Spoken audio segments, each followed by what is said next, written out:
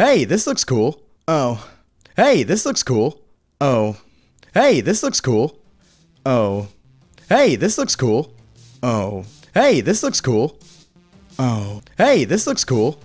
Oh. Hey, this looks cool. Oh. Hey, this looks cool. Oh. Hey, this looks cool. Ubisoft, wait!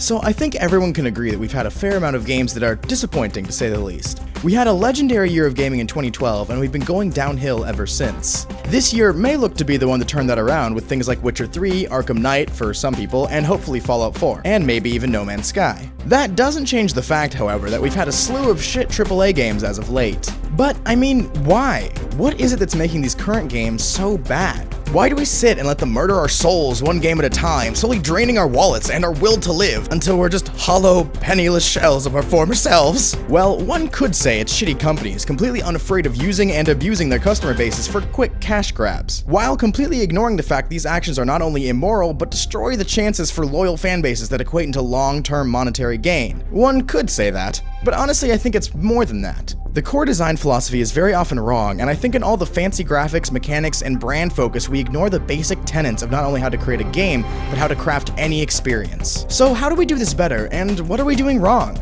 Well, to find out, let's look at one of the best AAA games of the last 5 years, The Last of Us.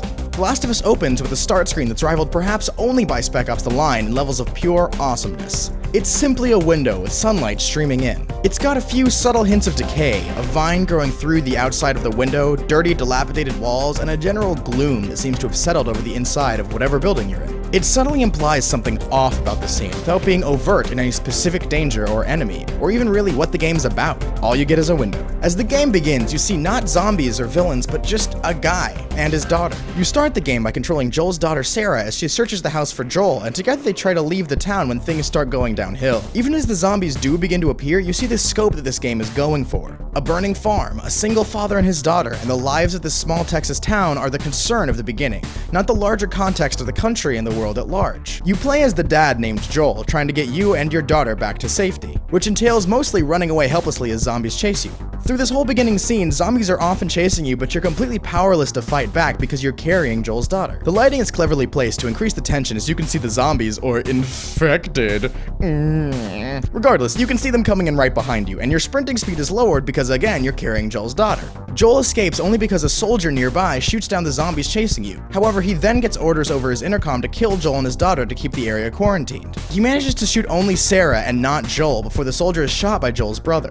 In what may be one of the most heartbreaking scenes in any video game ever, Joel's daughter bleeds out in his arms. And remember, I say that having played through Spec Ops 5 times. Never again, dear God, don't make me do it again. This opening perfectly sets the tone and scale. We only get larger context as the game skips forward about 20 years, and we get some background information on how the world is doing. Spoiler alert, not great. And we begin to see the activities of people in the world as they get used to society having collapsed. The game knows where to focus. We've seen zombie stories before, and at this point, no one really cares about the machinations of zombies and how they work. Exactly enough backstory and context is given to inform us about the world the characters are living in, and then the backstory and world get out of the way to let the wonderfully written and colorful characters shine.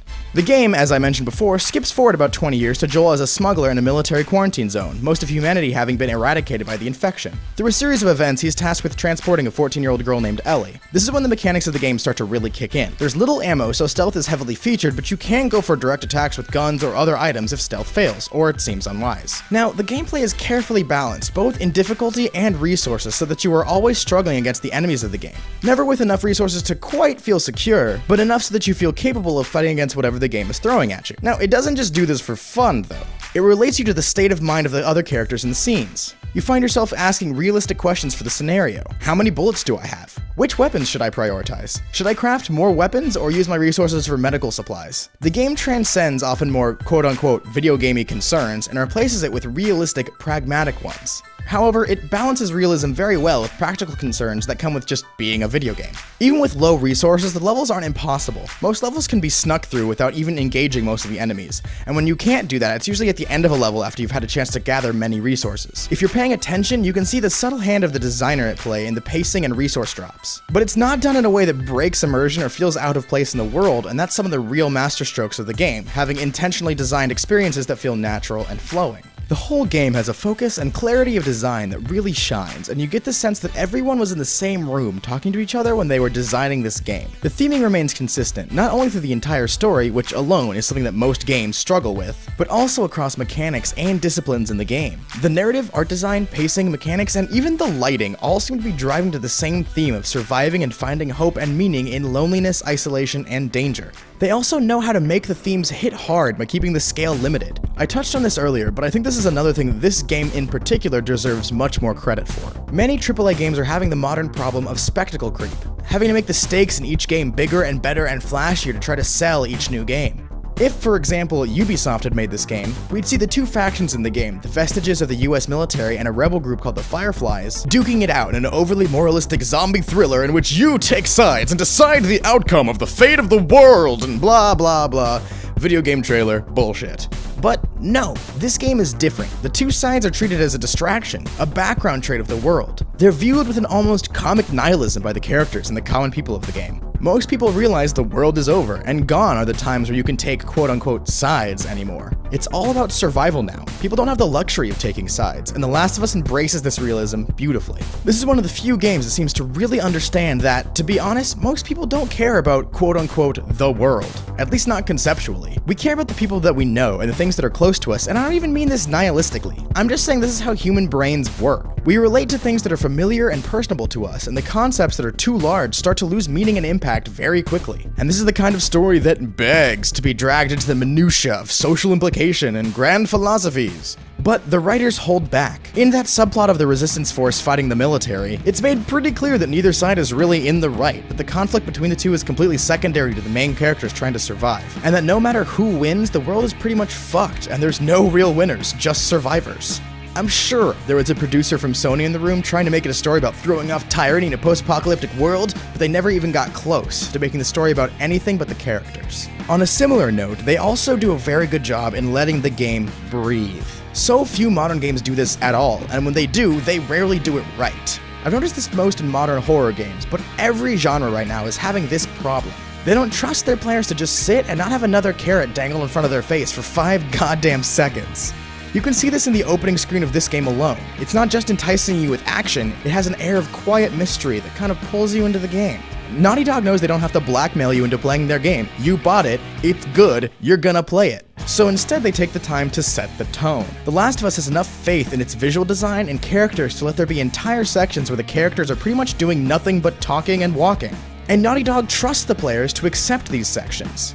They even do this with the theming. With this exact story in a different developer's hand, Ubisoft, the entire game would have to be a parade of, hey, do you get it? Ellie is like a replacement for his daughter emotionally because his daughter's dead. Do you get it? Hey, her equals her. Ellie is Sarah. His loss from Sarah is making him like overly attached to Ellie, gets closer to her, causing him to lose his grip on morality as the game progresses. Hey, dude, player, do you get it? But once again, and you may be noticing a pattern here, Naughty Dog holds back. It's not like the theme is buried super deep, but you could be forgiven for missing the relations and importance of a lot of these moments as they relate to the themes. Because they let it be subtle, because they don't think we're dumb. So many modern games have the poisonous assumption that if they let the players sit back and think for a second, they'll realize some flaw with the game or just get bored and leave, and it leads to some truly mentally exhausting experiences with absolutely no impact. Really, here's the lesson. To make your big moments big, you have to let your small moments be small. So what final lessons can we learn from The Last of Us? First off, consistency and communication. Every section of this game was focused and together. There wasn't a clear feeling of disconnect that so many modern games have between the story and the gameplay. Both the narrative and mechanics stayed consistently on message through the entire game, and it kept everything on this limited, personal scale that made the story seem like not just a distraction from the gameplay, like so many games feel, but it felt like you were actually being given a context and deepening of the experience for the rest of the game. Second, a focus on character. For the most part, people don't care about things. We don't care about stakes at enormous scales. Those stakes look better on a page. It's a good pitch to a company, but they don't work as well in reality. We care about and connect with well-written and real-feeling people, and when games trust their players and their own product enough to slow down, quiet down, and let some subtlety and nuance come in, it lets the player make a real connection to the characters and the world of the game. And then the experience starts to get multitudes better. Now, does every game have to have good theming, characters, and narrative? No, not at all. Pac-Man would be made no better with Marxist undertones, maybe more hilarious, but not any better. But if we're gonna have an industry where every single big AAA game has these aspects, then we better make sure they don't deter from the game as a whole. Or else, why are they there at all? See you guys next time.